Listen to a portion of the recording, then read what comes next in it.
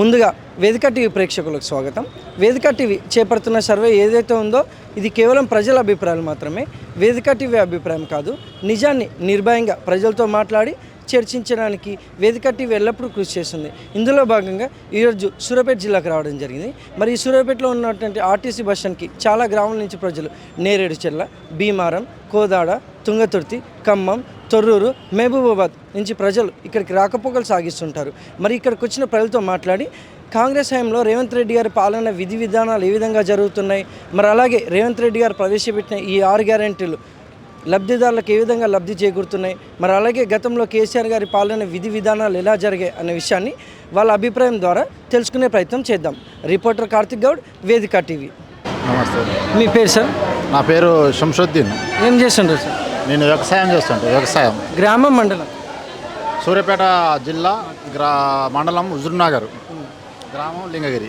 CM Revanth Reddy గారి పాలనపై మీ అభిప్రాయం ఏంటి? ఆయన సన్న బియ్యం ఇస్తుండు, బాగానే మంచిగానే ఉంది పదం. ఆడవాళ్ళకి ఫ్రీ బస్ పెట్టిండు. 2 పథకాలు మంచిగా ఉంది. అది ఒకటి. రేషన్ కూడా ఇవ్వటం అనేది, చేర్చడం అనేది కూడా బాగానే ఉంది. ఆ 3 బాగుంది. రైతులకు కూడా వడ్డీ లేని మన రుణమాఫీ చేస్తాను కదా, అది కూడా బాగానే ఉంది. ఆ 4 పథకాలు అయితే ఇప్పుడు దాకా అయితే ఆయన చేసిండు. తతిమయ్య అయితే అట్నే ఉన్నాయి, ఇంకా చేయలేదు. కేసీఆర్ కూడా అదేవిధంగా అంత ఆయన కూడా ఏం చేసిండు, కాకపోతే ఒకటి చేసుకుంటూ వచ్చిండు. ఆయన కూడా అన్నీ ఒకసారి చేయలేదు కదా. ఈయన కూడా మరి ఇక టైం ఉంది కదా, ఆలోచిస్తున్నాం చేస్తాడు కదా అన్నట్టు. అది మరి గతంలో కేసీఆర్ గారి పాలనపై మీ అభిప్రాయం ఏంటి సార్? ఆయనది మంచిగా ఉంది, పాలన బాగుంది. పాలన పర్లేదు. ఈయన మీద ఆయనదే బాగుంది. కాంగ్రెస్ మీద పాలన ఆయనదే బాగుంది. ఇందులో అంత కుమ్ములాటలు, అంత నేనే అన్నట్టు వాళ్ళు వ్యవహరిస్తున్నారు. కాకపోతే టీఆర్ఎస్ ఏంటంటే ఆయన కేసీఆర్ ఒక దాని మీద నడుస్తుంది. నిర్ణయం తీసుకోవాలన్నా చేయాలన్నా ఆయన ఒక ద్వారాగా చేసాడు.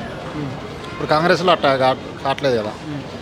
అంతా ఎవరికి వాళ్ళ ఇష్టానుసారంగా వాళ్ళు చేస్తున్నారు. మర్యాద చేయకుండా చేస్తారు. సభకి వచ్చినా కూడా ఉత్తమ్ కుమార్ రెడ్డి లేవకుండా కూర్చోవటం, వేరే ఆయన ఎమ్మెల్యే లేవకుండా కూర్చోవటం, ఈయనకి మర్యాద అనేది ఇవ్వకుండా చేస్తున్నారు కదా. సీఎం హోదాలో ఉన్న ఆయనకి కనీసం మర్యాద ఇవ్వాలి కదా, ఇవ్వట్లేదు. కేసీఆర్కి ఆయన 1 మ్యాన్ షో విధంగా చేసిండు. అంటే ఏది చేసినా కూడా కేసీఆర్ ఆయన రూల్స్ అండ్ రెగ్యులేషన్ మంచిగా అనిపించింది. కానీ కాంగ్రెస్లో ఆ విధానం లేదు. Thank you sir. సరే. 50 ఏళ్ళు నాటిదానికి డబ్బులు ఎన్నెన్ని ఆయన దయ. కానీ ఈ మగవాళ్ళకి ఆ కేసీఆర్ ఇచ్చా మగవాడు రూపాయి ఇస్తలేడు.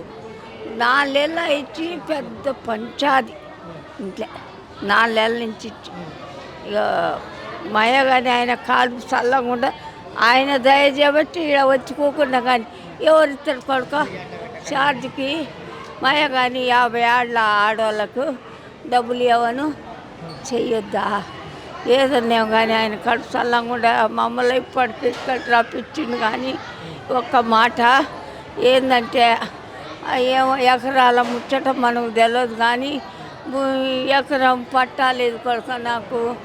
మగవానికైతే ఆయన ఇచ్చిండు కానీ రూపాయి ఇస్తలే కొడుక. దూతుంటాడు, అవతల పడతాడు. 29వ నాడు ఆయన ఇంకా మళ్ళా 2వసారి కూడా వేస్తావు ఆయనకి. అయ్యా ఇంకంతవరకు నా బాధ. మాకు డబ్బులు కాక నెల్లాడు. ఆయన దయ ఎన్నో ఇచ్చినా ఏం లేదు. 50 ఏళ్ళ ఆడాల కాంచి ఇక మగోని పెట్టద్దు. ఏమైనా అదొక పుణ్యం కట్టుకోమను. మళ్ళా వచ్చే ఎలక్షన్లు కూడా మళ్ళీ వేస్తాం. సరే ఇక అంతవరకు నా బాధ. అమ్మా నమస్తే సార్. మీ పేరమ్మా? నా పేరు వసంత రామావత్. ఏం చేస్తుంటారమ్మా? ఏం చేయట్లే, ఇంతకుముందు వరకు చేసేదాన్ని. సో బట్ ఇప్పుడు కాల్షియం తక్కువ కాలు పడిపోయినా ఇంటికాడే. గ్రామం, మండలం? గ్రామం అనుముల మండలం, నల్గొండ జిల్లా. సీఎం రేవంత్ రెడ్డి గారి పాలనపై మీ అభిప్రాయం ఏంటమ్మా? అభిప్రాయం అని అంటే మంచిగా హెల్పింగ్ నేచరు, చిల్డ్రన్స్కి everything, but everything taking the care on the way. పింఛన్లు కూడా పెంచుతా అంటున్నారు, ఇల్లులు కానీ అన్నీ పెంచుతారు. కేసీఆర్ కంటే బెటర్ సో రేవంత్ రెడ్డి అని నా అంటే కరెంట్ గ్యాస్ బెటర్. గ్యాస్కి ఇప్పుడు డబ్బులు పడుతున్నాయి, బుక్కులో పడుతున్నాయి. బుక్ ఉన్న వాళ్ళకి పడుతున్నాయి, బుక్కు లేని వాళ్ళకి బుక్కు కావట్లేవు. అది కేసీఆర్ గారి ప్రాబ్లం. సో ఎందుకంటే తను కేర్ తీసుకుంటే వాళ్ళు కేర్ తీసుకుంటారు కదా వెనకలోళ్ళు. మరి కేసీఆర్ కేర్ తీసుకున్నప్పుడు ఎందుకు వాళ్ళు ఇంకా వర్క్ వాళ్ళకు కూడా జీతాలే కదా, అలాంటప్పుడు వాళ్ళు కేర్ తీసుకునే అవసరం లేదు. అంతే. వైఫ్ అండ్ హస్బెండ్ ఈక్వల్ అయినప్పుడు హస్బెండ్ డైవర్స్ ఇవ్వచ్చు, బట్ వైఫ్ ఎందుకు ఇవ్వద్దు? హస్బెండ్ పెళ్లి చేసుకుంటాడు, భార్య పిల్లల్ని కనిపెడుతుంది.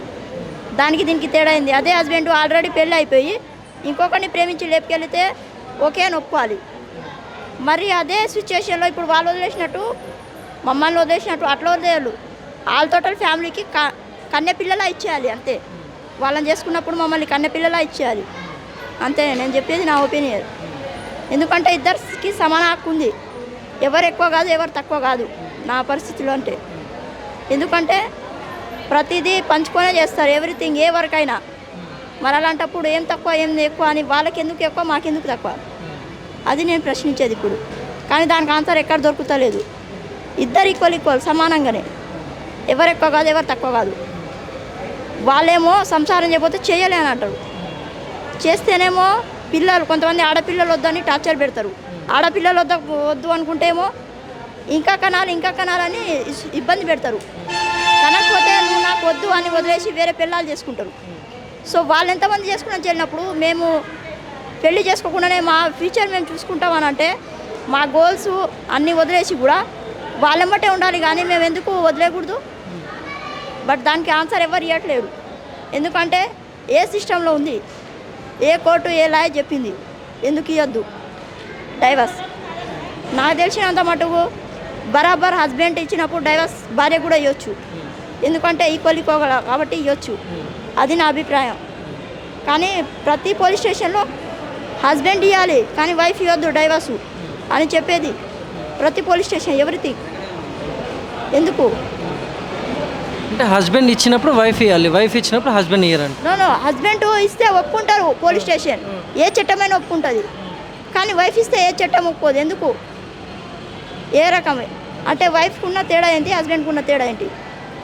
ఆ లెక్కన పోతే ఆడపిల్ల లేనిది అసలు సృష్టియే లేదు ఈ లోకంలో. అలాంటిది ఇద్దరు ఈక్వల్ అన్నప్పుడు ఎందుకు ఒప్పుకోరు చట్టం? ఏ చట్టం చెప్పింది? ఇద్దరు ఈక్వల్ అన్నప్పుడు ఎవరికి ఇష్టం లేకపోతే వాళ్ళు. ఒకవేళ డైవర్స్ అనేది ఉంటే సార్, భార్యకి భర్తకి ఇద్దరికి కోరుకునే హక్కు ఉండాలి. అంతేగాని అంతటా భర్త కోరుకునే హక్కు ఉండకూడదు అంతే. అది నా డౌటు. ఎందుకంటే ఇద్దరు ఈక్వల్. ఆ లెక్కకు వస్తే భార్య తన ఫ్యూచర్ మొత్తం వదిలిపెడుతుంది, ఇంటి పేరు నుండి ఒంటి పేరు వరకు మార్చేస్తుంది. అలాంటప్పుడు తనకి ఎందుకు హక్కు లేదు అడగడానికి? తను అట్లనే టార్చర్ పెట్టినా సరే, ఎంతమంది హస్బెండ్ టార్చర్ పెట్టండి, బయట ఎఫ్ఐఆర్ పెట్టుకుంటారని చెప్పుకుంటారు లేడీసు.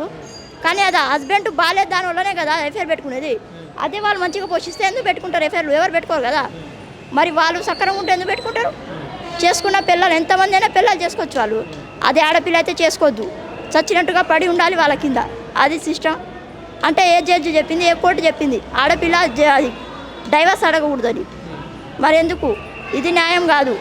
అడిగితే డైవర్స్ అనేది ఇద్దరు అడిగేటట్టు సమాన హక్కు ఉండాలి. వైఫ్ అండ్ హస్బెండ్ ఎవ్రీథింగ్, ఏ విషయంలో అయినా ఈక్వల్ అయినప్పుడు డైవర్స్ విషయంలోనే కన్ఫ్యూజ్ అవుతున్నారు చట్టం. అంతే sir. Thank you madam. You welcome.